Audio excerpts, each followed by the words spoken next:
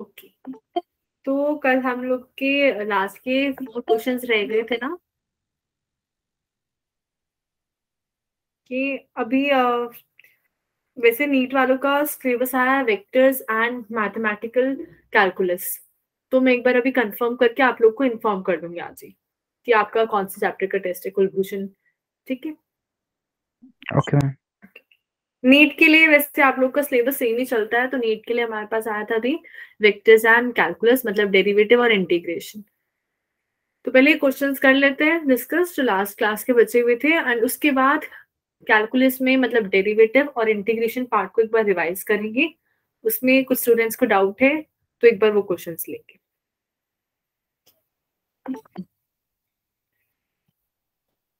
Good evening ma'am. Good evening.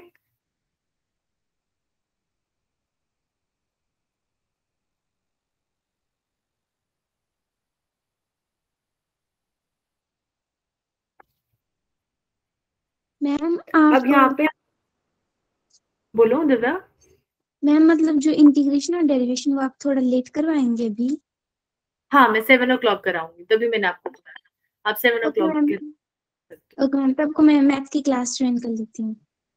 अच्छा ठीक है, ओके। Okay ma'am. तो हमारे पास यहाँ पे क्वेश्चन है कि the X and Y coordinate of a particle are given by x equals to 70 plus 40 square and y equals to 5t, और हमें एक्सेलरेशन बताना था 5 सेकेंड्स पे। किसी ने ट्राई किया था बाद में? के सौरभ ने ट्राई किया था। बाकी स्टूडेंट्स देख लो यहाँ पे क्या करना है। हमेशा अभी तक हमारे पास एक ही कंपोनेंट होता था, या तो x या फिर y, और फिर एक्सेलरेशन निकालना होता था। यहाँ पे दो कंपोनेंट है, तो मतलब एक्सेलरेशन के भी दो कंपोनेंट आएंगे, एक आएगा x वाला और एक आएगा y वाला। अब डिस्प्लेसमेंट से एक्सेलरेशन कैसे निकालते हैं? डेरिवेटिव लेंगे। डेरिवेटिव लेके। कितनी बार डेरिवेटिव करना पड़ेगा एक्सेलरेशन के लिए? 2 बार। 2 बार। तो यहाँ पे सबसे पहले x का लिखते हैं। x है हमारे पास 70 प्लस 4t स्क्वायर। इसका अगर हम एक बार डेरिवेटिव करेंगे तो वेलोसिटी मिलेगी, तो क्या आ जाएगी वेलोसिटी? 7 plus 80 plus 7 7 plus 80 8। अब ऐसे ही अगर हम दूसरी वाली चीज का लें जो y इक्वल्स टू 5t, इसका अगर एक बार डेरिवेटिव करेंगे तो फिर से वेलोसिटी मिलेगी y वाली, तो क्या हो जाएगी y वाली वेलोसिटी? 5 5 हो जाएगी। अब एक्सेलरेशन के लिए एक और बार डेरिवेटिव करना पड़ेगा, तो वो कर लेते हैं। तो x का कंपोनेंट क्या आएगा एक्सेलरेशन का? 8। x का कंपोनेंट आ जाएगा 8, एंड y का कंपोनेंट? y का 0 0 आएगा, क्योंकि वहां पे हमारे पास एक कांस्टेंट टर्म ही है, तो उसका अगर हम डेरिवेटिव लेंगे तो हमारे पास 0 आएगा। अब मान लेते हैं इस क्वेश्चन में तो 0 आया है, अगर कोई और वैल्यू भी होती है और हमारे पास फिर एक्सेलरेशन बताना है, तो हम लोग क्या करते हैं, जो x वाला कंपोनेंट है जैसे रेजोल्यूशन में करते थे, और y वाला कंपोनेंट है उनके मैग्नीट्यूड का स्क्वायर लेके अंडर रूट करते थे, तो हमारे पास रिजल्टेंट आ जाता था। अब यहाँ पे तो एक कंपोनेंट तो 0 हो ही गया, तो हम लिख सकते हैं अंडर रूट ऑफ 8 का स्क्वायर प्लस 0 का स्क्वायर। कितना आ जाएगा ये? 8 8 आ जाएगा। ठीक है, तो हमारा पार्ट बी हो गया। इसमें किसी को डाउट है? No ma'am. ओके, नेक्स्ट पे चलते हैं। अब ये क्वेश्चन था, the particle moves along a straight line and its velocity depends on time as v equals to 60 minus dt square। v velocity है और t टाइम है, और हमें बताना था average speed for the first 4 seconds, कि पहली 4 सेकेंड में कितनी एवरेज स्पीड हुई। तो एवरेज स्पीड के लिए क्या क्या चाहिए होता है हमें? टोटल डिस्टेंस और टाइम। टोटल डिस्प्लेसमेंट और टाइम। स्पीड है तो टोटल डिस्टेंस का। अच्छा, यहाँ पे टोटल टाइम कितना हो जाएगा जब फर्स्ट 4 सेकेंड्स की बात कर रहे हैं? 4 4 4 हो जाएगा, है ना, कि कोई भी 4 सेकंड की यहाँ पे बात कर रहे हैं तो टाइम तो हमारे पास 4 है, हमें पता है, पर हमें ये नहीं पता है डिस्टेंस क्या है। तो वेलोसिटी है तो वहां से डिस्टेंस का फॉर्मूला कैसे बना सकते हैं वेलोसिटी से? To time velocity into time तब होता है सरिता जब वेलोसिटी टाइम पे डिपेंड नहीं करती है, यहाँ पे टाइम पे डिपेंड कर रही है। ऐसी चीज में या तो डेरिवेटिव करना पड़ता है या इंटीग्रेशन। कौन सा करेंगे? इंटीग्रेशन। इंटीग्रेशन। इंटीग्रेशन करेंगे, ये कि वेलोसिटी और टाइम का अगर हम एरिया निकालें जो हमें इंटीग्रेशन से मिलता है तो हमें डिस्प्लेसमेंट और डिस्टेंस आ जाता है। तो एक बार इंटीग्रेट करते हैं इसे, 6t माइनस 3t स्क्वेयर। अब d के साथ क्या लिखूंगी मैं? dt, क्योंकि यहाँ पे टाइम चेंज हो रहा है। और इसका इंटीग्रेशन कर देते हैं हम लोग कोई पर्टिकुलर वैल्यू के लिए भी। तो इंटीग्रेशन करेंगे तो हमारे पास क्या आएगी first term? 6t square upon 2 6t square upon 2। Second term minus T cube 3t cube upon 3 3t cube upon 3। तो यहाँ से बच जाएगा 3t स्क्वेयर माइनस टी, हाँ 3t square minus T cube. Clear है सबको? Yes ma'am. Yes ma'am. yes ma'am. अब देखो हमारे पास जो वेलोसिटी और टाइम का ग्राफ है वो तो कुछ भी हो सकता है, ऐसे भी हो सकता है, ऐसे भी हो सकता है, कोई भी ग्राफ हो सकता है। अब यहाँ पे स्पीड बतानी है, तो स्पीड में अगर नेगेटिव एरिया आ रहा है उसको भी हम पॉजिटिव लेते हैं क्योंकि स्पीड तो सिर्फ मैग्नीट्यूड देखता है। तो हमें चेक करना पड़ेगा क्या इस पूरी जो वैल्यू है 0 से 4 सेकेंड्स के बीच में क्या हमारे पास वेलोसिटी नेगेटिव तो नहीं हो रही है। जैसी वेलोसिटी नेगेटिव होगी क्योंकि एरिया भी नेगेटिव आ जाएगा। ये बात समझ आ रही है सबको? yes ma'am. Yes ma'am. तो हम लोग क्या करते हैं, वेलोसिटी का जो फॉर्मूला था 6t माइनस 3t स्क्वेयर, इसको मैं थोड़ा कॉमन ले लेती हूँ। 3t कॉमन लिया, 2 माइनस टी। अब ये बताओ ये जो वैल्यू है अगर मैं 0 से 4 तक की बात कर रही हूँ तो कब नेगेटिव होगी? जब टाइम की वैल्यू 0 से 4 तक जा सकती है, उसमें से वो कौन सी वैल्यू है जिसपे नेगेटिव हो जाएगी? 4 पर 4 पे हो सकती है ना?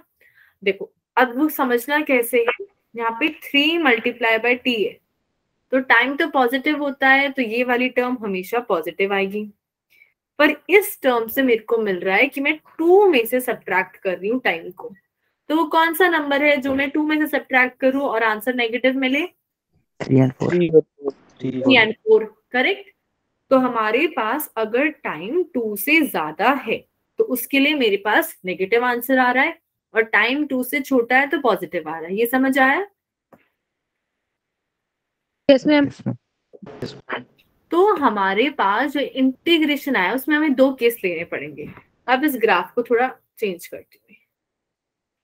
हमारे पास इस वैल्यू के अकॉर्डिंग जब 0 से 2 था तब तक वेलोसिटी पॉजिटिव है और उसके बाद वेलोसिटी नेगेटिव है।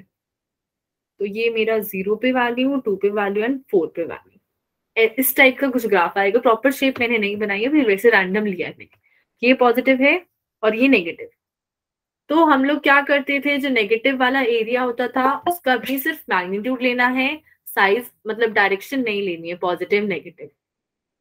तो पहले अगर मेरे को 0 से 2 के बीच में कितना डिस्टेंस हुआ वो निकालना है तो इस इंटीग्रेशन वाली चीज पे मैं लिमिट लगा देती कि 3t square minus T cube की वैल्यू जब हमारे पास टाइम गया 0 से 2। ये समझ आ रहा है सबको? yes ma'am. अब ये तो हमारे पास पॉजिटिव ही आएगा क्योंकि एरिया पॉजिटिव है। उसके बाद अगर मैं बात करूं यहाँ पे सेकंड वाले पार्ट की, तो उसमें टाइम कहां से कहां तक जा रहा है? 2 to 4। 2 से 4 तक जा रहा है। तो हम लोग सेम चीज लिखते हैं 3t square minus T cube और लिमिट लगा देते हैं 2 से 4। पर दोनों के केस में हम एक मॉड लगा देंगे साथ में ताकि आंसर अगर नेगेटिव होगा वो भी नेग्लेक्ट हो जाएगा और हम बस ऐड कर देंगे। समझ आया है ये? yes ma'am. सबको क्लियर है ये? Yes ma'am. ओके। अच्छा, फर्स्ट वाले पार्ट की बताओ क्या वैल्यू आएगी, 3t² minus T cube. Solve 4 4 आ रही है, ठीक है, चेक कर लेते हैं। हम फर्स्ट टर्म में पुट करेंगे तो 3 इंटू 2 का स्क्वायर 4 माइनस 2 का क्यूब 8, इससे हमारे पास वैल्यू आ गई 4। ये सेकेंड वाली टर्म से क्या आएगी वैल्यू, वो भी कैलकुलेट कर लो।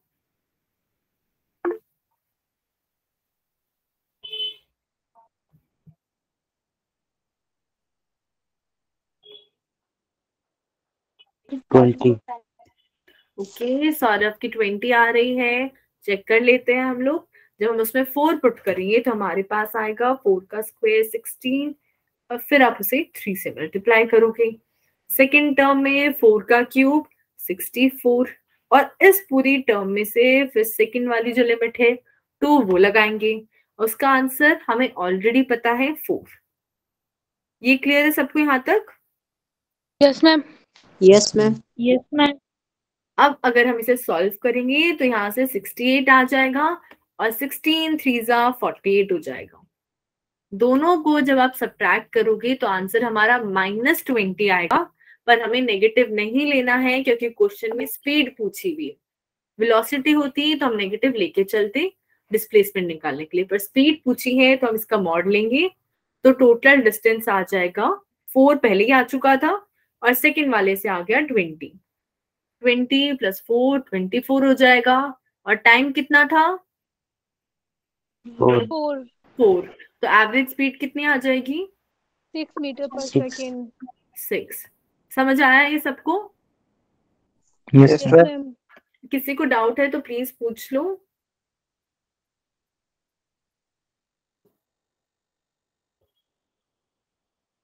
किसी को डाउट नहीं है यहाँ पे?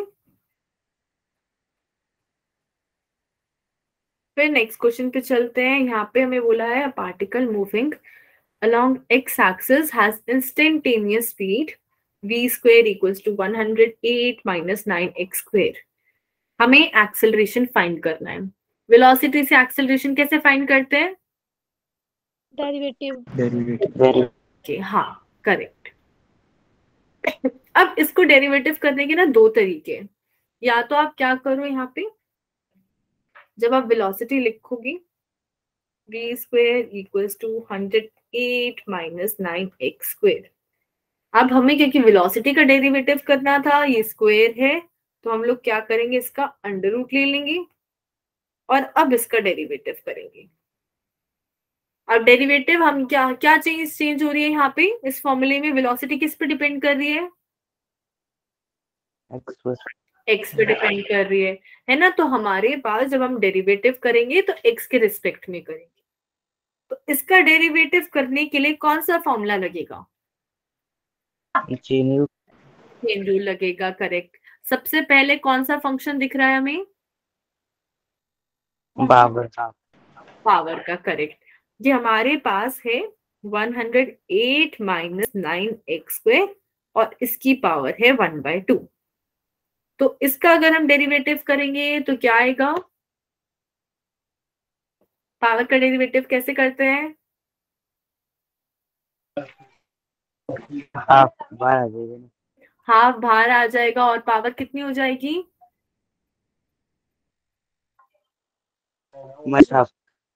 -हाफ हो जाएगी, ठीक है। अब इतना कॉम्प्लिकेटेड करने की जगह हम कुछ और भी कर सकते हैं, वो देखते हैं। क्या आप यहाँ पे चेन रूल लगाओगे? उसकी जगह हम एक और तरीका कर सकते हैं कि हम क्या करें यहाँ पे,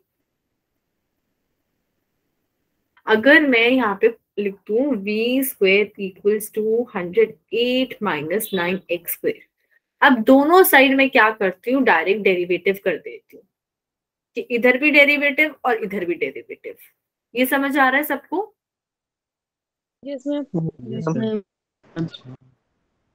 अब दोनों साइड हम एक ऐसी चीज ले लेते हैं कि जिससे दोनों साइड कर सके। तो हम टाइम से कर सकते हैं कि वेलोसिटी का भी टाइम से कर लेते हैं, और इधर जो टर्म आ रही है एक्स, उसका भी टाइम से कर लेते हैं। तो हमारे पास क्या आएगा लेफ्ट साइड में? इसका डेरिवेटिव करेंगे तो v/2 का 2v है ना, और साथ में बच जाएगा dv/dt। ये क्लियर है सबको? Yes ma'am. इसका डेरिवेटिव करेंगे तो क्या आएगा? 0 माइनस 18x। 0 माइनस 18x और साथ में टाइम के साथ कर रहे थे तो dx अपॉन dt भी आएगा। ओके, तो अब हमारे पास dx अपॉन dt क्या होता है?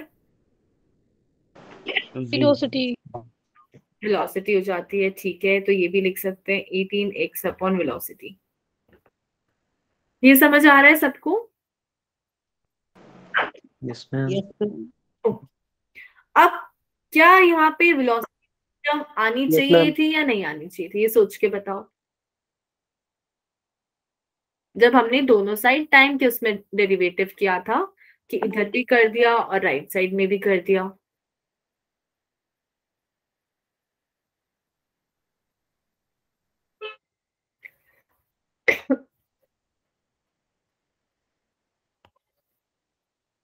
हम कट हो जाएंगी वेलोसिटी। अच्छा, आप इससे तो वेलोसिटी कट हो रही है, करेक्ट। हमारे पास यहाँ पे ये वेलोसिटी आएगी या नहीं आएगी वो बताना है कि ये मैंने करेक्ट करा है या इनकरेक्ट करा है। आएगी, हम फिर डीवी और डीटी एक्सेलरेशन बन जाएंगे। करेक्ट, ये वेलोसिटी आएगी ही आएगी क्योंकि मैंने दोनों साइड एक सेम चीज से डेरिवेटिव किया है। अगर आपके पास कभी भी कोई भी इक्वेशन है जैसे इक्वल्स टू बी और आप दोनों साइड डेरिवेटिव कर रहे हो तो एक ही चीज के रिस्पेक्ट में कर सकते हो कि अगर यहाँ भी टाइम से कर रहे हो तो वहां भी टाइम से करोगे। तो इसीलिए टाइम का पार्ट लेना जरूरी था। समझ आया सबको? Yes ma'am. Okay, yes ma'am. तो यहाँ से हमारे पास बचा 2v और dv बाई dt होता है एक्सेलरेशन। तो ये v से v कट गया, हमारे पास एक्सेलरेशन कितना आ जाएगा? -9x 9x। और यूनिट क्या आएगी इसकी? मीटर पर सेकंड स्क्वायर। मीटर पर सेकेंड स्क्वायर। समझ आया है ये? Yes ma'am. तो जरूरी नहीं था कि हम वो पूरा चेन रूल लगाते, रूट वाले फॉर्मूले में तो कॉम्प्लिकेटेड हो जाता, हम इजी तरीके से भी कर सकते हैं। पर इंपॉर्टेंट ये है कि ध्यान रखना दोनों साइड डेरिवेटिव किया है। अब ये क्वेश्चन है हमारे पास। A ball is released from the top of a tower of height h metre. It takes t seconds to reach the ground. What is the position of the ball in t by 3 seconds? जब मैंने एक ball को ऊपर से फेंक छोड़ा, release का मतलब है छोड़ा, तो उसकी इनिशियल वेलोसिटी क्या होगी? 0 0 होगी, करेक्ट। ऊपर से छोड़ा है तो इनिशियल वेलोसिटी 0 और नीचे आते हुए एक्सेलरेशन कितना हो जाएगा? जी 10 मीटर सेकंड। पॉजिटिव होगा या नेगेटिव होगा? पॉजिटिव। पॉजिटिव होगा, पॉजिटिव। करेक्ट। और ये जो पूरी हाइट उसने पार करी उसमें कितना टाइम लग रहा है क्वेश्चन के हिसाब से? Capital T. Capital ma'am T, capital T. Correct. तो अब हम इक्वेशन लिखते हैं डिस्टेंस वाली। हमारे पास होती थी s equals to ut plus half et square. तो अब मैं यहाँ पे डिस्टेंस की जगह क्या पुट कर सकती हूँ? जब वो a से b पॉइंट तक आ गए तो क्या पुट कर सकती हूँ? h, correct. Initial velocity 0 acceleration की जगह g और टाइम की कैपिटल टी का स्क्वायर। तो यहाँ से आ गया h equals to half G T square. अब हमें बताना है कि जब टाइम t बाय 3 होगा तो वो कहाँ पर होगा, तब उसके लिए कंडीशन लिखते हैं s equals to ut plus half at square. अब उसने बोला है कि टाइम की वैल्यू t बाय 3 होनी चाहिए। तो मान लेते हैं कोई पर्टिकुलर डिस्टेंस है s, उस पे वो पहुंचा, पर इस केस में भी इनिशियल वेलोसिटी क्या होगी? 0 एक्सेलरेशन भी g हो गया, पर टाइम की वैल्यू t बाय 3 से t स्क्वायर बाय 9 हो गई। ये क्लियर है सबको? Yes ma'am. Yes ma'am. तो यहां से मेरे पास आ रहा है 1/9 of half G T square. ये दिख रहा है सबको? अब ये बताओ कि मैं इस वैल्यू की जगह, ये जो आई है मेरे पास, क्या पुट कर सकती हूँ? स्क्रीन पे ही है कहीं पर, एच पुट कर सकते हैं। करेक्ट, मैंने पहले ही निकाल चुके थे कि एच क्या हो गया, हाफ GT स्क्वायर। मतलब अब वो h/9 पे पहुंच चुका है। ये समझ आया सबको? Yes, ma'am. अब ये हाइट हम कहाँ से नाप रहे हैं, नीचे से या ऊपर से? h ऊपर ऊपर से नाप रहे हैं, मतलब ऊपर से h/9 आ चुका है। तो ग्राउंड से कितना डिस्टेंस ऊपर है?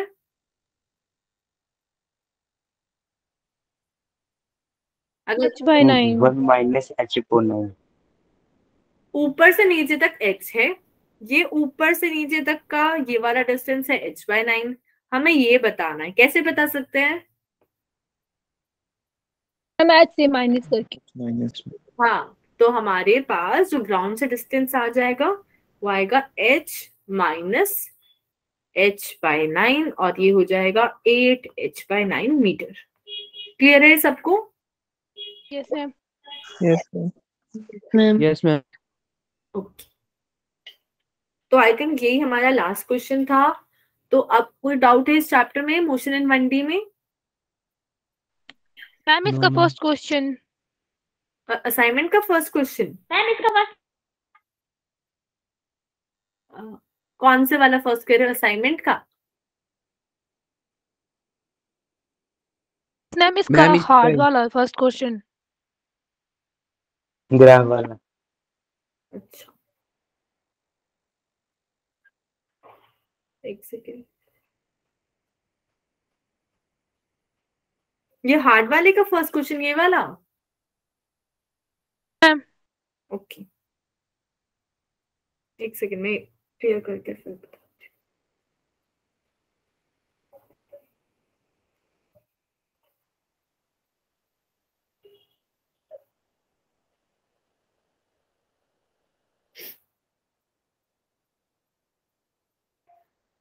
यही कह रहे हो ना सरिता आप? Yes ma'am. हाँ, तो इसमें हमारे पास ग्राफ दे रखा था वेलोसिटी और टाइम का। हमने एक पत्थर को ऊपर फेंका, इनिशियल वेलोसिटी है हमारे पास, और हमें बताना है मैक्सिमम हाइट कितनी आएगी।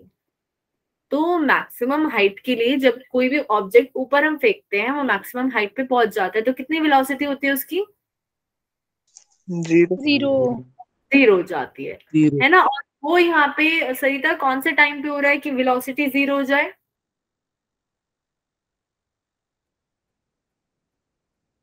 इसी ग्राफ में दिख रहा है, ऐसा कौन सा पॉइंट है जिसपे वेलोसिटी 0 हो रही है? 3 सेकंड पे। हाँ, 3 सेकेंड्स पे। इस पॉइंट पे अगर आप देखो तो टाइम तो 3 हो गया पर वेलोसिटी 0 हो गई। ये दिख रहा है सबको? Yes ma'am. Yes, ma'am. तो ये टाइम क्या है, जब बॉल को मैंने नीचे से ऊपर फेंका, ये इस पूरे रास्ते का टाइम हो गया 3 सेकेंड्स। और अब आप लोगों ने नहीं बोला कि सबसे ऊपर हाइट पे उसकी वेलोसिटी 0 हो जाएगी। इनिशियल वेलोसिटी क्वेश्चन में 30 गिवन है, और ऊपर जाते हुए एक्सेलरेशन क्या होता है?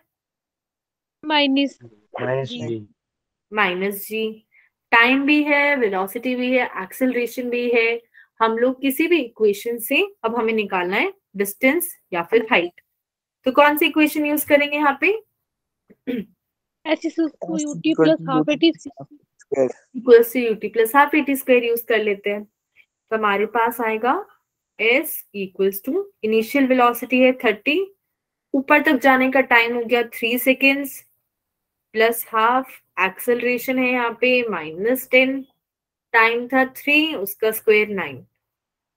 अब इसको सॉल्व करते हैं तो यहाँ से 5 माइनस 45 और यहाँ से 90, 90 माइनस 45 45 हो जाएगा।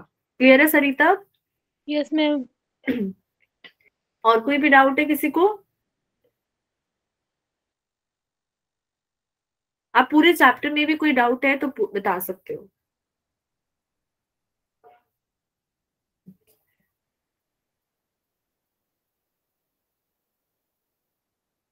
तो अभी मैं एक बार वो वाली स्लाइड खोल लेती हूँ, एक बार डेरिवेटिव और इंटीग्रेशन रिवाइज कर लेते हैं, क्योंकि मोस्ट प्रोबेबली आप लोग का भी सिलेबस वही होगा टेस्ट के लिए, vectors and calculus. Saurabh question 2 hard समझना है, ठीक है मैं एक सेकंड खोल लेती हूँ।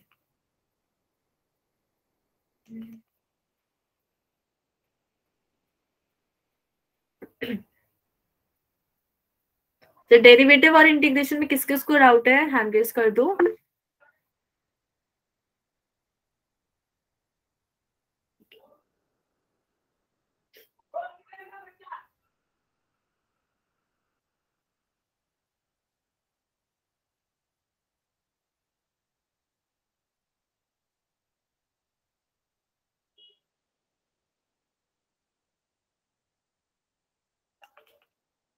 वेक्टर्स में भी है किसी पॉइंट पे डाउट किसी को?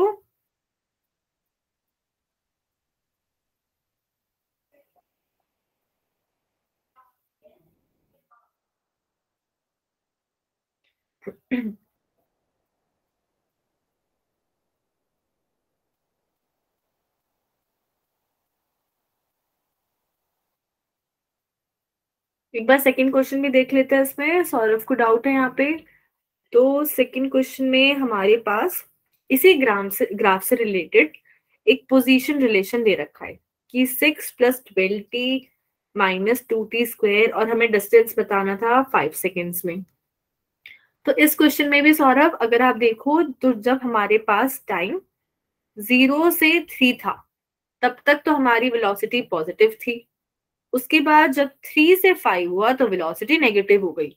तो हमें जो डिस्टेंस निकालना है यहाँ पे, जो हमें डिस्टेंस निकालना है वो 2 टुकड़ों में निकालना पड़ेगा। पहले 0 से 3 के लिए, फिर 0 से 5 के लिए। ये समझ आ रहा है सौरभ? Yes ma'am. ओके, तो हमारे पास यहाँ पे दे रखा है डिस्टेंस का फॉर्मूला, तो हम डायरेक्टली इसको यूज करके ही निकाल सकते हैं। वेलोसिटी से बस इतना समझना है कि वो कब पॉजिटिव हो रही है कब नेगेटिव। अगर हमारे पास फॉर एग्जाम्पल एक ग्राफ भी नहीं होता, सिर्फ इक्वेशन होती, तो वेलोसिटी पहले हम बना सकते थे इसका डेरिवेटिव करके। तो इसका डेरिवेटिव क्या आएगा सौरभ? पोजीशन का डेरिवेटिव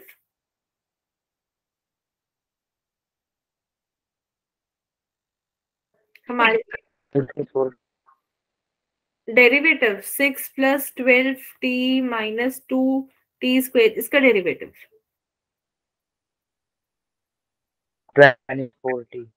12 - 4t। अब मेरे को एक ऐसे टाइम की वैल्यू ढूंढनी होती है जिसपे नेगेटिव हो जाए, तो कम से कम वो कौन सा टाइम है उसको फाइंड करने के लिए शॉर्टकट है कि आप इसको बस 0 कर दो। जो वैल्यू आएगी उसके एक साइड पे पॉजिटिव आंसर होता है, एक साइड पे नेगेटिव आंसर होता है। ये आप लोग का 12th में यूज होगा। तो जब हमें पता लगाना होता है ना कहाँ पे आंसर पॉजिटिव है कहाँ पे नेगेटिव, हम 0 के इक्वल कर देते हैं। उसके लेफ्ट साइड में आंसर पॉजिटिव होगा या नेगेटिव होगा, राइट साइड में उल्टा हो जाता है। तो जैसे यहाँ पे से सॉल्व करेंगे तो हमारे पास टाइम 3 सेकेंड्स आ रहा है। ये समझ आया सबको? Yes ma'am. ओके, अब 3 से आप, अगर आपको कंफ्यूजन है कि पॉजिटिव बाद में है या पहले, आप 3 से कोई भी बड़ा नंबर इसमें पुट करके देख लो, उससे आपको पता चल जाएगा। जैसे अगर मैं 4 पुट करूं तो 12 - 16 आ जाएगा -4। तो हमें समझ आ गया कि ठीक है भाई, जब टाइम 3 से ज्यादा है तो वेलोसिटी नेगेटिव है, और टाइम 3 से कम है तो वेलोसिटी पॉजिटिव है। तो जब हम दोनों का एरिया निकालेंगे या फिर हम दोनों का जब पोजीशन निकालेंगे, तो एक बार तो हम निकालेंगे 0 से 3 तक की, और फिर इसमें ऐड करेंगे हम 3 से 5 तक की। क्लियर है सौरभ? Yes ma'am. अब 0 से 3 तक की निकालने के लिए इसमें फिर से हम लिमिट्स लगा सकते हैं कि हमारे पास फॉर्मूला है। हम लोग क्या करें, 6 + 12t - 2t स्क्वायर में वैल्यू पुट कर सकते हैं। 0 से 3 वाली प्लस यही सेम चीज 3 से 5 वाली, बस यहाँ पे एक मॉड और एक्स्ट्रा लगेगा, हमें नेगेटिव डिस्टेंस नहीं लेना है। हो जाएगा अब सौरभ? Yes ma'am. ओके, और किसी को डाउट है इसमें कोई?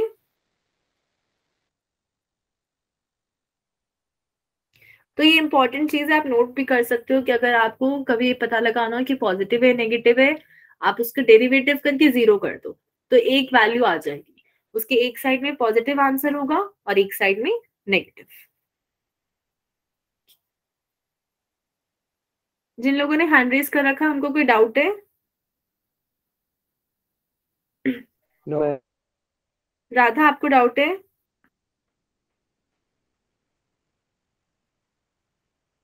नो। ओके। अच्छा, डेरिवेटिव में किस टाइप के क्वेश्चन में प्रॉब्लम आ रही है? एक तो चेन रूल होगा, ठीक है, वो तो ये की प्रॉब्लम हो सकती है उसमें। और किस टाइप के क्वेश्चंस में प्रॉब्लम आ रही है डेरिवेटिव में? मैम लिमिट वाले। हाँ, वो तो इंटीग्रेशन में लिमिट। हाँ, एक सेकेंड। तो एक बार क्विक रिवाइज करते हैं हम लोग पूरा डेरिवेटिव और इंटीग्रेशन वाला पार्टी। तो डेरिवेटिव में हम लोग चेंज निकालते थे, तो उसका बेसिक फॉर्मूला होता था हमारे पास कि अगर कोई भी चीज है उसमें x की पावर n लगी हुई है, तो उसका डेरिवेटिव करने के लिए ये पावर सामने आ जाती थी और एक पावर डिक्रीज हो जाती थी। अच्छा, अब कोई क्विक रिवाइज करेंगे। एक्स क्यूब का डेरिवेटिव क्या हो जाएगा? 3x²। हाँ, करेक्ट। तो एक बार सारे फॉर्मूले छोटे छोटे करके एग्जांपल लेके क्लियर कर लेते हैं। फिर हमारे पास अगर कोई भी कांस्टेंट नंबर मल्टीप्लाइड है, कांस्टेंट जरूरी नहीं है नंबर हो, अगर ए बी सी कुछ भी मल्टीप्लाइड है, हम उस कांस्टेंट को बाहर ले सकते हैं और अंदर नॉर्मल डेरिवेशन कर सकते हैं। जैसे अगर मेरे पास है 5x², इसका डेरिवेटिव क्या हो जाएगा? 10x हो जाएगा। ये 2 की पावर इस 5 से मल्टीप्लाई होके हमारे पास 10x हो गया। और जिन लोगों को डाउट है, प्लीज अगर किसी पॉइंट पे कि ये वाला टॉपिक नहीं समझ आ रहा है तो बता दें। फिर हम आगे चलते हैं कि अगर हमारा, अच्छा एक सेकेंड, वो प्रीवियस वाला कांस्टेंट वाला था। तो अगर कोई भी कांस्टेंट है, फॉर एग्जांपल 2, 4, a या x, और मेरे को डेरिवेटिव करना है y का, कि y की वैल्यू जब मैं चेंज कर रही हूँ तो क्या ये चीजें चेंज होंगी या नहीं होंगी। तो 2 और 4 अगर ऐसा कोई भी नंबर है, तो चाहे कुछ भी हो डेरिवेटिव में नीचे, इनके लिए डेरिवेटिव हमेशा 0 आएगा, इनकी वैल्यू कभी चेंज नहीं होगी।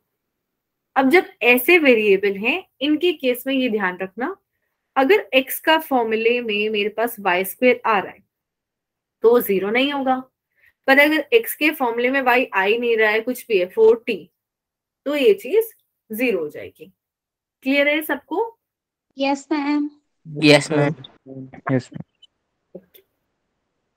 फिर हमारे पास था सम एंड डिफरेंस रूल। ये तो इजी है कि अगर दो चीजें ऐड हो रही हैं या सब्ट्रैक्ट हो रही हैं, तब उनका इजीली डेरिवेटिव ले सकते हैं।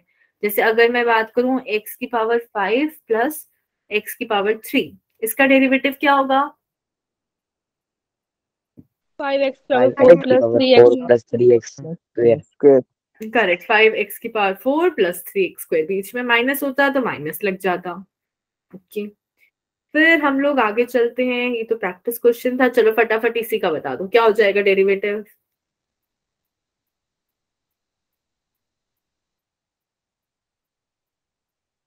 -20x की पावर -11 -14x की पावर -3। करेक्ट, फर्स्ट पार्ट से आ जाएगा -20, x की पावर ऑलरेडी नेगेटिव में थी तो नेगेटिव में एक और कम हो जाएगी, -11 और -14 x की पावर -3। किसी को डाउट है इसमें? No ma'am. No ma'am. फिर हमारे पास था प्रोडक्ट रूल। ये कहता था कि अगर मेरे पास दो चीजें हैं और वो मल्टीप्लीकेशन में है और फिर मेरे को डेरिवेटिव फाइंड करना है, तो मैं एक एक करके करूंगी, दोनों का साथ में नहीं कर सकती। जैसे पहले मैं u का डेरिवेटिव करूंगी, v को एज इट इज मल्टीप्लाई कर दिया, फिर v का डेरिवेटिव करूंगी और u को एज इट इज मल्टीप्लाई कर दिया, और बीच में एक प्लस साइन लग जाता है। प्रोडक्ट रूल में किस किस को डाउट है? मैम इसका कोई एग्जांपल मिल सकता है?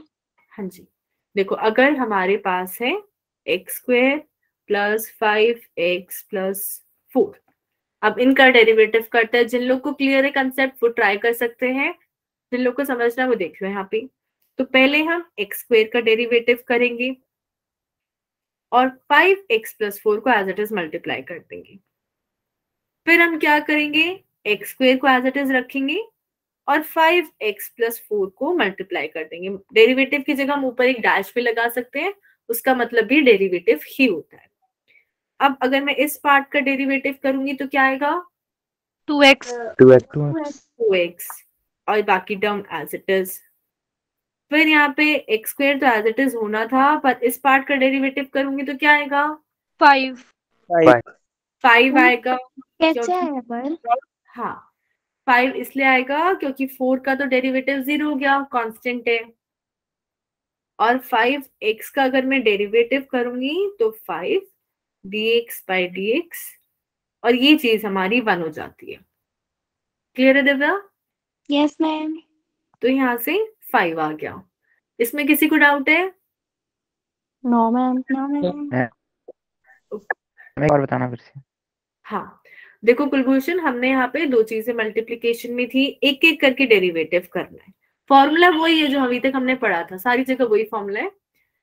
फिर हमने क्या किया, एक बार एक्स स्क्वेयर का डेरिवेटिव किया, 5x प्लस 4 को एज इट इज रखा। दूसरी बार एक्स स्क्वेयर को एज इट इज रखा, 5x प्लस 4 का डेरिवेटिव किया। तो ये जो फॉर्मूला था कि x की पावर n का डेरिवेटिव हो जाता है n x की पावर n माइनस 1, वही हमने यहाँ पे किया है कि एक्स स्क्वेयर के डेरिवेटिव में ये 2 सामने आ गया, x एज इट इज उसकी पावर 1 डिक्रीज हो गई, 1 हो गई। इस वाले केस में हमारे पास 5x प्लस 4 था, तो 4 का डेरिवेटिव 0 हो जाएगा। इस पार्ट का जब आप डेरिवेटिव करोगे तो आप फॉर्मूले से भी निकाल सकते हो कि x की पावर 1 का डेरिवेटिव जब हम करते हैं 1 सामने आ जाता है, x की पावर 0 और ये 1 ही बच जाता है। अब क्लियर है कुलभूषण? Yes ma'am. सबको क्लियर है ये पॉइंट? Yes ma'am. अब हमारे पास था फिर क्वेश्चन टूल कि अगर दो चीजें डिवाइड में है तो कैसे करना है। तो for example u by v से मैं एक्सप्लेन कर देती हूँ। इस केस में पहले न्यूमरेटर करना है फिर डिनोमिनेटर करना है। तो हम लोग क्या करते हैं, पहले न्यूमरेटर का डेरिवेटिव किया और दूसरे को साथ में मल्टीप्लाई कर दिया जैसे प्रोडक्ट टूल में कर रहे थे। फिर डिनोमिनेटर का किया और फिर न्यूमरेटर को साथ में मल्टीप्लाई कर दिया। ऐसा इसलिए करते हैं एक ऑर्डर में क्योंकि इनके बीच में एक माइनस का साइन आता है। फिर क्या करना है, जो डिनोमिनेटर में टर्म थी उसको एज इट इज रख के स्क्वायर कर दिया। जैसे अगर मैं एग्जांपल भी ले लेती हूँ, मेरे पास है एक्स स्क्वायर बाय एक्स की पावर 4 प्लस 1, इसका डेरिवेटिव करते हैं। तो सबसे पहले किसका डेरिवेटिव करना पड़ेगा? x स्क्वायर का एक्स स्क्वायर का। एक्स स्क्वायर का डेरिवेटिव क्या हो जाएगा? 2x 2x हो जाएगा और दूसरी टर्म को एज इट इज मल्टीप्लाई कर दिया। अब एक्स स्क्वायर तो एज इट इज मल्टीप्लाई होगा, डेरिवेटिव किसका होगा? x4 की power minus plus x power 4 plus 1, इसका डेरिवेटिव क्या होगा? 4x cube 4x cube plus 0 1 का डेरिवेटिव 0 हो जाएगा। तो यहाँ से आया 4x क्यूब और डिनोमिनेटर में किसका स्क्वायर होना चाहिए था? 4x की पावर 4 प्लस 1 का होल स्क्वायर। इसका होल स्क्वायर। क्लियर है सबको? Yes ma'am. यस बाद में आप सिंपल मल्टीप्लिकेशन कर सकते हो, कोई चीज कैंसिल हो रही है तो कैंसिल कर दो, ऐड हो रही है तो ऐड कर दो। फिर हमारे पास थे कुछ बेसिक डेरिवेटिव जैसे साइन का कॉस, कॉस का माइनस साइन, टैन का सीकेंट स्क्वायर एक्स, कॉट का माइनस कॉसिकेंट स्क्वायर एक्स। फिर हमारे पास है सीकेंट का सीकेंट टैन, कॉसिकेंट का माइनस कॉसिकेंट कॉट एक्स। ये दो अलग थे कि अगर लॉग है तो उसका डेरिवेटिव हो जाता है 1/x। एक्सपोनेंशियल का डेरिवेटिव करते हैं तो एज इट इज एक्सपोनेंशियल मिल जाता है। ये फॉर्मूलेज है, आपको याद करने हैं, ठीक है। फिर हमें अगर कोई पर्टिकुलर पॉइंट पे वैल्यू निकालनी है तो जैसे हम अभी तक करते थे, कोई इक्वेशन होती थी एक्स स्क्वायर और हम बोलते थे बताओ क्या वैल्यू होगी जब x1 है। ऐसे यहाँ पर है कि अगर मेरे पास कोई फंक्शन है f(x) equals to x square और अब क्वेश्चन ने पूछा है कि इसके डेरिवेटिव की वैल्यू बताओ जब x की वैल्यू 1 है। मैंने x की जगह यहाँ पे 1 लगाया हुआ है और ऊपर ये डेरिवेटिव भी लगाया हुआ है। तो सबसे पहले इसका डेरिवेटिव करेंगे, क्या हो जाएगा? 2x हो जाएगा। और फिर उसने बोला था x की जगह 1 लगाना है तो 2। अब यहाँ पे इंपॉर्टेंट पॉइंट ये है, आप पहले वैल्यू मत पुट करना x की जगह। अगर वो पुट करेंगे तो क्या होगा, अगर मैं f(1) पहले लिख दूं तो 1 का स्क्वायर 1 हो गया, और इसका डेरिवेटिव लूंगी तो क्या आएगा, 0। आंसर तो मैच ही नहीं कर रहा है। तो हमें ये 1 की जो वैल्यू है, जो भी सब्स्टिट्यूट करते हैं, ये लास्ट में करना है, डेरिवेटिव में पहले नहीं करते। क्लियर है सबको? Yes ma'am. Yes ma'am. फिर हमारे पास था चेन रूल। तो ये रूल इंपॉर्टेंट है, अगर एक फंक्शन के अंदर दूसरा फंक्शन है तो कैसे करते हैं। जैसे अगर मेरे पास है साइन और उसके साथ लगा हुआ है x⁴ और इसका डेरिवेटिव करना है, तो मेरे को देखना है बाहर, जो बाहर वाली बाउंड्री है वो किस चीज से बनी है। जैसे यहाँ पे साइन वाले फंक्शन से बनी है, तो सबसे पहले हम इसका डेरिवेटिव करेंगे कि डेरिवेटिव ऑफ साइन x⁴। कभी भी एंगल नहीं बदलना है, बेसिक चीज है। जब आप सबसे बाहर वाले फंक्शन का डेरिवेटिव कर रहे हो तो उसके अंदर जो भी लगा हुआ है उसको आप नहीं बदलोगे। फिर आप क्या करोगे, उसके अंदर जो चेंज आ रखा है उसका डेरिवेटिव लोगे अलग से कि x⁴, और इनको आपस में मल्टीप्लाई कर दोगे। जैसे फर्स्ट पार्ट का अगर मैं डेरिवेटिव लूं तो क्या आएगा, cos x⁴ आएगा x⁴। देखो मैंने एंगल यहाँ पे चेंज नहीं किया है। इसका डेरिवेटिव क्या आएगा, 4x3। Correct, 4x3। तो ये मेरा पूरा आंसर बन जाएगा। ओके, अब इसी के कुछ एग्जांपल ले लेते हैं आगे भी। उससे पहले ये हमारे बेसिक रेट ऑफ चेंज है जो फिजिक्स में यूज होते हैं, कि स्पीड को हम लिख सकते हैं डिस्टेंस अपॉन टाइम या फिर change of distance upon time. ऐसे एक्सेलरेशन को लिख सकते हैं derivative of velocity upon time. Power को लिख सकते हैं वर्क डन अपॉन टाइम, और काउंट्स पर टाइम को लिख सकते हैं number of counts per unit time. ये क्लियर है सबको? Yes ma'am. Yes ma'am. Okay, फिर वहां यहीं पे चेन रूल के कुछ एग्जांपल हैं, तो मैं लास्ट वाला एग्जांपल लेती हूँ, कॉट वाला। तो कॉट का जब हम डेरिवेटिव करते हैं तो हमारे पास कॉसिकेंट आ जाता है स्क्वायर में, और साथ में माइनस साइन। पर ये इतना बड़ा जो एंगल था उसका हमने क्या किया, अलग से डेरिवेटिव निकाल लिए, 2 + 5x + 3x²। तो क्या आ जाएगा इसका डेरिवेटिव, 5 + 6x। करेक्ट, 5 + 6x, क्योंकि 2 का डेरिवेटिव 0 हो गया। तो जो भी अलग से डेरिवेटिव आ रहा है अंदर वाली चीज का, उसको हम साथ में मल्टीप्लाई कर देंगे। समझ आया ये सबको? मैम जो ये अंदर वाला है उसे मैम इकट्ठा एक ही बार करना है डेरिवेटिव उसका, मतलब जैसे 2 और 5x और 3x स्क्वायर का अलग अलग से नहीं करना है। हाँ, वो आपकी मर्जी है। आपको अगर समझ आ गया कि ऐड करने में आप एक एक करके कर सकते हो, आप कर सकते हो, टाइम बच जाएगा, है ना। कोई गलत नहीं कर सकते कि आपने डायरेक्टली लिख दिया ये। पर आपको लग रहा है कि मिस्टेक हो सकती है तो आप इसे छोटे छोटे स्टेप में ब्रेक कर सकते हो, d/dx। पर वो करना कंपल्सरी नहीं होता है सरिता, ठीक है, वो आपकी यस मैम। आप टाइम सेव कर सकते हो कि आपसे हो रहा है डायरेक्टली तो डायरेक्टली भी कर सकते हो, वरना छोटे स्टेप्स में ब्रेक कर लो उसे। फिर ये तो असाइनमेंट था। फिर हमने बात करी थी इंटीग्रेशन की। तो इंटीग्रेशन में हम छोटे छोटे पार्ट्स को जब जोड़ते हैं तो इंटीग्रेशन बन जाता है। अच्छा, जब हमें स्लोप निकालना होता है तो हम डेरिवेटिव यूज करते हैं, और जब हमें एरिया निकालना होता है तो हम इंटीग्रेशन यूज करते हैं। कि अगर मेरे पास छोटे छोटे रेक्टेंगल है और मेरे को बताना है कि पूरा कितना एरिया बन रहा है, तो मैं इंटीग्रेशन करूंगी। इंटीग्रेशन में 2 चीजें होती हैं, एक जो वैल्यू बदल रही है, जैसे यहाँ पे x की वैल्यू बदल रही है, और x की वैल्यू बदलने से y एक्सिस पे वो कौन सी चीज है जो अफेक्ट हो रही है, जैसे यहाँ पे fx हो रहा है, और उसकी मदद से हम एरिया निकालते हैं। ये समझ आया सबको? Yes ma'am. तो हम बेसिक फॉर्मूले में चलते हैं। हमारे पास ही ये रिप्रेजेंटेशन होती है इंटीग्रेशन की, जहां पे भी s लग जाए तो इसका मतलब हम इंटीग्रेशन कर रहे हैं।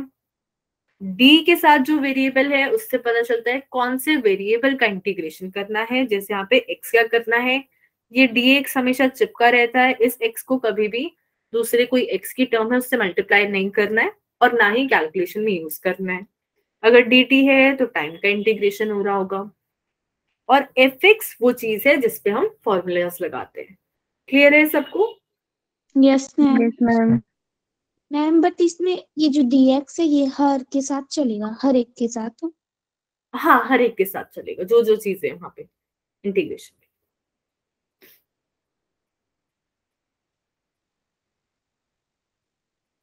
फिर हमारे पास इंटीग्रेशन दो टाइप के आते हैं, एक होता है इनडेफिनेट, एक होता है डेफिनेट। इनडेफिनेट मतलब बिना लिमिट के, कोई कंडीशन नहीं, इस वैल्यू से उस वैल्यू तक। डेफिनेट में हम कंडीशन लगा देते हैं। फिर यहाँ पे एक इंपॉर्टेंट पॉइंट है कि जब हम इंटीग्रेशन करते हैं एक कांस्टेंट को हमेशा ऐड करके चलते हैं, कि हमें नहीं पता कि जीरो पे वैल्यू जीरो पे ही थी या कुछ डिस्टेंस वो ग्राफ में आगे से शुरू हुआ था, उसलिए एक कांस्टेंट को ऐड करके चलते हैं। फिर हमारे पास जो बेसिक फॉर्मूला जैसे डेरिवेटिव में था, यहाँ पे भी सिमिलर है कि x की पावर n का जब हम इंटीग्रेशन करते हैं तो वहां पे पावर कम होती थी, इंटीग्रेशन में इंक्रीज होती थी। वहां पे पावर मल्टीप्लाई में आती थी, यहाँ पे पावर डिवाइड में आती है। पर इस जो फॉर्मूला इसका रूल है, एक वैल्यू के लिए यूज नहीं हो सकता। कौन सी वैल्यू है वो? नेगेटिव। -1. -1, करेक्ट। और जैसे ही -1 होगा तो ये फॉर्मूला फेल हो जाता है, और उस केस में हमें यूज करना पड़ता है log x, कि 1/x है तो उसका इंटीग्रेशन हो जाता है log of x। अब जैसे अगर x की पावर -2, उसका इंटीग्रेशन क्या होगा, कौन बताएगा? बोलो जिसका भी आंसर आया। सरिता बोलो। -2x की पावर -3 अपॉन -3। -2x की पावर -3 अपॉन -3। इंटीग्रेशन भी कर दिया, -1/x. भी कर दिया, सब कर दिया। -1/x. -1/x हो जाएगा। देखो यहाँ पे x की पावर -2 है, एक वैल्यू प्लस होगी, और फिर वो जो नई वैल्यू आ रही है उसी से डिवाइड करेंगे। -2 + 1 कितना होता है? -1। -1। तो यहाँ से आएगा x की पावर -1 अपॉन -1। इसको हम ऐसे भी लिख सकते हैं। क्लियर है सबको? Yes ma'am. मैम ये प्लस सी लिखा मैम था, इसमें जो कांस्टेंट पावर वैल्यू है नहीं वो था। मैम आगे नहीं लेते हैं। नहीं, इसमें पावर आगे नहीं लेते। कुलभूषण क्या बोल रहे हो आप? मैम जैसे फॉर्मूले में प्लस सी लिखा है। हाँ, इसमें प्लस सी लिखना होता है, हर केस स्टेप में लिखना होता है। यहाँ पे भी प्लस सी आएगा, यहाँ भी प्लस सी आएगा, यहाँ पे भी प्लस सी। ठीक है, वो कंपल्सरी है, वो आपको लिखना ही पड़ेगा। इनडेफिनेट में, डेफिनेट में लिखने की जरूरत नहीं होती है, जिसमें लिमिट लग जाती है उसमें नहीं लगाते। फिर यहाँ पे कुछ एग्जाम्पल है, एक पार्ट कर लेते हैं। फर्स्ट वाले का बता दो क्या आ जाएगा। इंटीग्रेशन, मैम x की पावर 12 अपॉन 12। हाँ, पावर एक इंक्रीज हो गई तो 11 थी, तो 12 अपॉन 12 प्लस सी। ठीक है, ये पार्ट तो क्लियर है। थर्ड वाला और कर लेते हैं, 6 अपॉन x की पावर 4।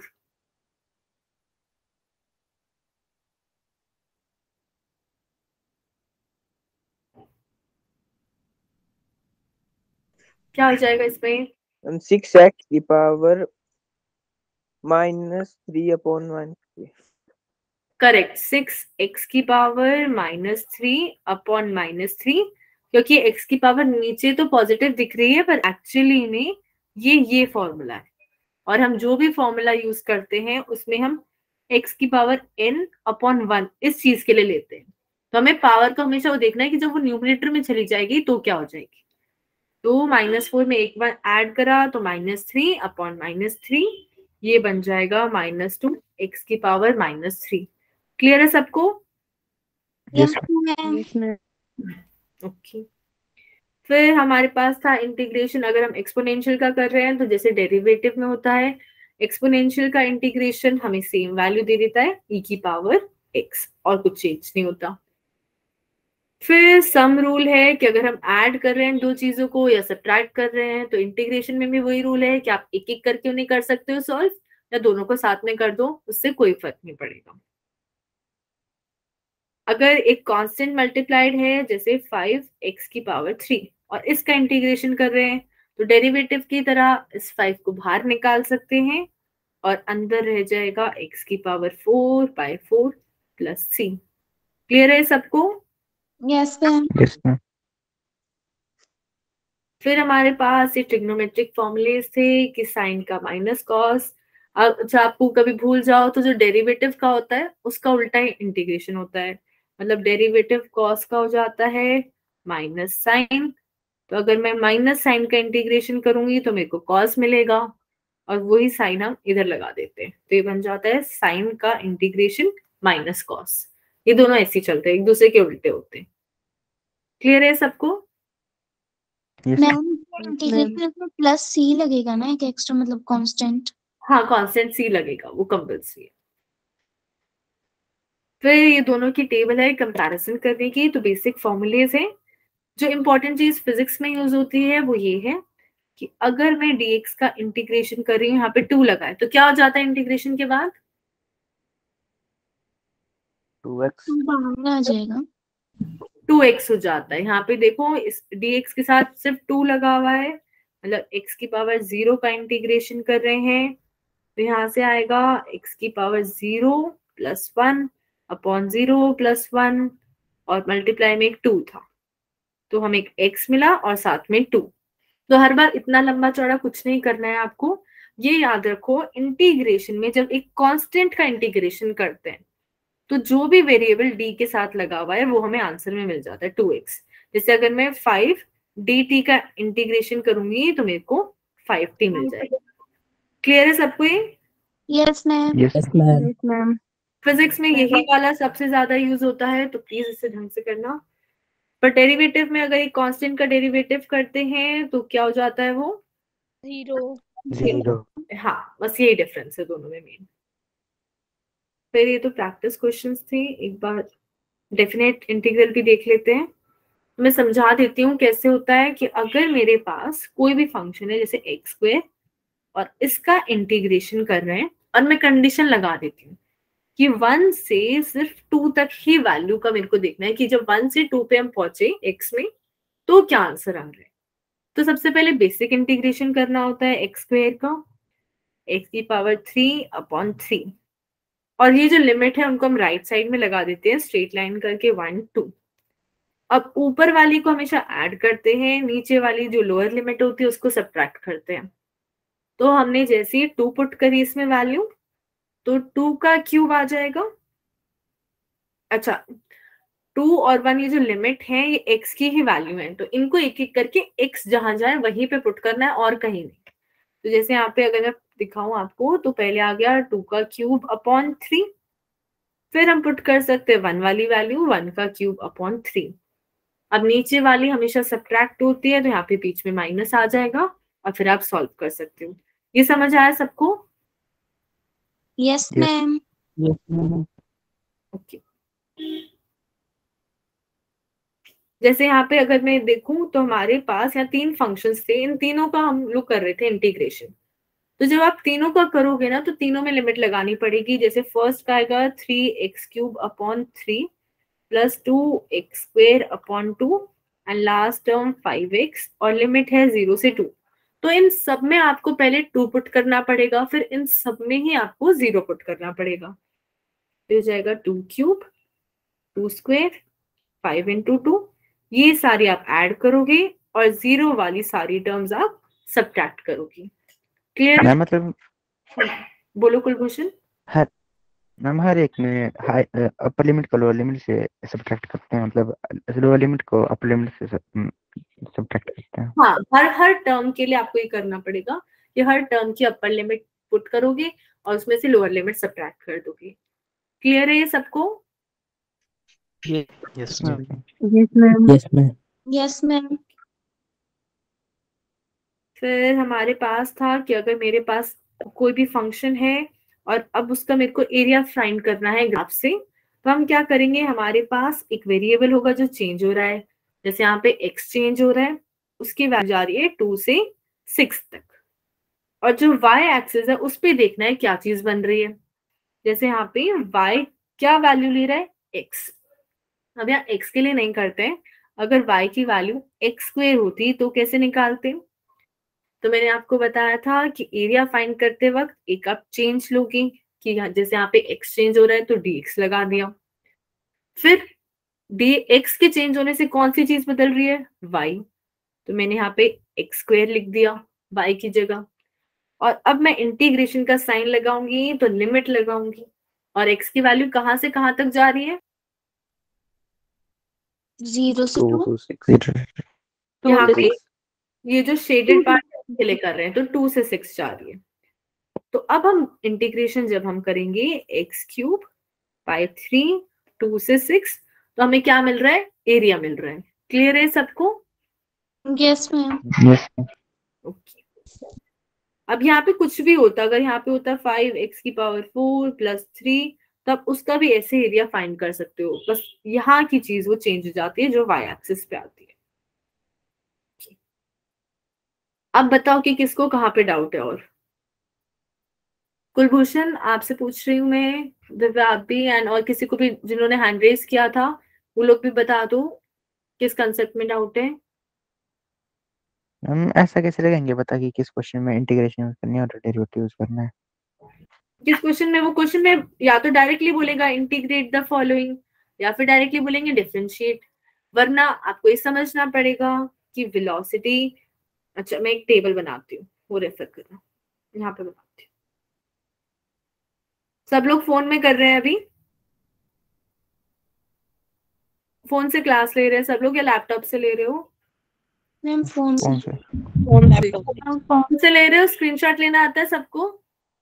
यस मैम अभी जो मैं एक टेबल बनाऊंगी उसका स्क्रीनशॉट ले लेना, वो आपको हेल्प कर देगी कि वेलोसिटी एक्सेलरेशन में डेरिवेटिव कब लेते हैं और इंटीग्रेशन कब लेते हैं। तो एक्स वी ए,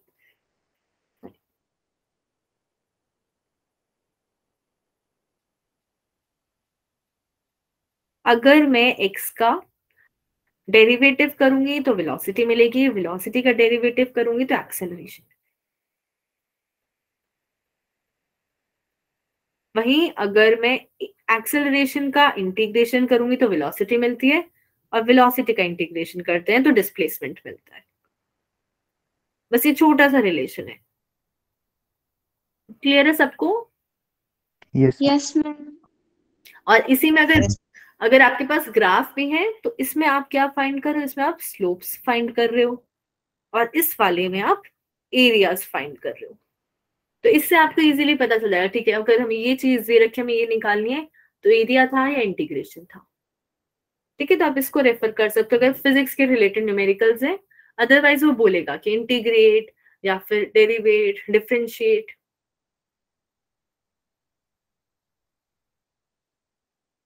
क्लियर है सबको ये? Yes ma'am. आप बता दो और कोई डाउट है तो, क्योंकि संडे को मोस्ट प्रोबेबली यही होगा आपका सिलेबस। मैं एक बार कंफर्म करके आपको अपडेट कर दूंगी।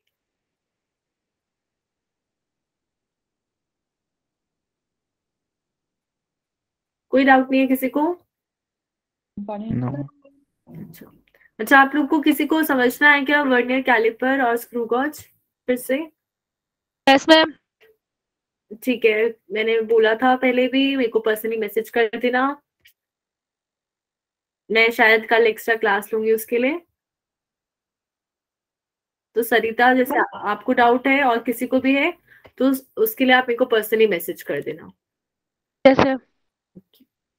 मैम टाइमिंग 9 से 10 होगी ना? टाइमिंग मेरी शायद यही वाली होगी, 6 o'clock वाली। Yes ma'am. ठीक है, क्लियर है सबको? फिर और कोई डाउट नहीं है तो आप लीव कर सकते हो, कोई प्रॉब्लम नहीं है। Thank you ma'am. Welcome, bye bye everyone. Bye ma'am. Ma'am ma'am good night ma'am. Good night.